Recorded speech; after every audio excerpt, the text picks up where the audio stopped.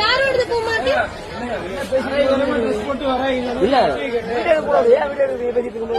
அப்புறம் இவங்கள சொல்றாங்க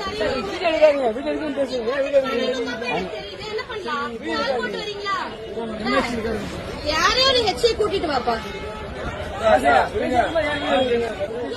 சொன்னா கூட்டிட்டு வாங்க. நான் பரவாயில்ல, வேலை எல்லாம் பெருசா இல்ல, கூட்டிட்டு வர சொல்லுங்க.